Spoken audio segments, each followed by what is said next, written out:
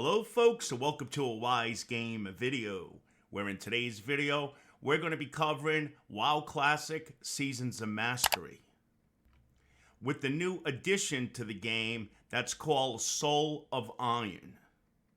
For a while now, there's been a WoW community that made this splash called Hardcore. It really took the player base by storm, and WoW actually figured that they would implement something in the game that's quite similar. Hardcore is much more intense though. You can't use things like the auction house, you can't trade between players. And the biggest kick is that if you die on your character, you have to delete it. Now a little bit about the Soul of Iron, which is actually implemented right into the game, Seasons of Mastery. To actually get involved in this, you would have to go, if you're Alliance, to Ironforge, which is found at the library, and the NPC for this is called Firo, which is located at the back of the Halls of Explorers. And then for Horde players, you would have to go to the Apothecarium, which is next to the Herbal Trainer in Undercity. And the NPC for this is called Mortar.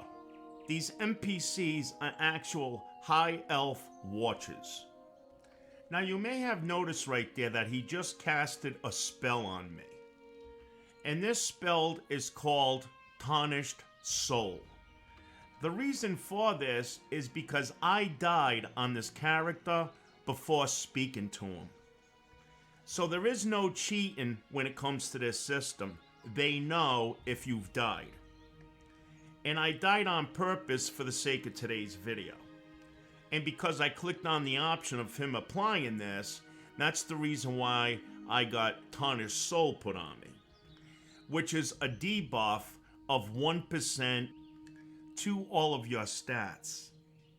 So if you're somebody who's thinking, well, I'll level to 59 and then I'll come and speak to this person. No, because if you died on the way to 59, it's going to know. If you made it all the way to level 59 without dying, then you can have it applied to you properly. The good news is that you could speak to the Watcher again, and he's going to have an option. If you click on it, it's going to take off this debuff. So once again, if you do come to them and you speak to them on a tune that you never died on, then they're going to give you the proper one called Soul of Iron. And then also, you could always come back to them later on if you change your mind. So this is fine and dandy, but what do we get rewarded for doing this?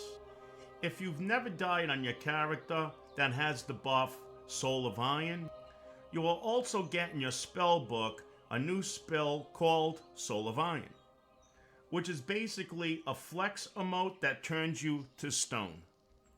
If you don't die, when you mouse over the Soul of Iron buff on your buff bar, you'll see the message, Never Known Defeat. And then again, dying with this is going to give you the Tarnished Soul, which will then decrease all your stats by 1%. Important note, dying additional times does not increase this percentage. And also special note, you cannot get the Soul of Iron buff again on a character that already died. So it's only a one-time shot. And then looking at this list right here, we see that there's also other achievements associated with the Soul of Iron. So basically it comes down to one thing. It's mainly bragging rights. So now once you reach level 60 without ever dying, you're pretty much 80% there. But now again, looking at this list, we could see that there's additional achievements that you could shoot for. So for one here, there is Survivor of the Fire Lord, which is if you defeat Ragnaros without ever dying, you could get this achievement.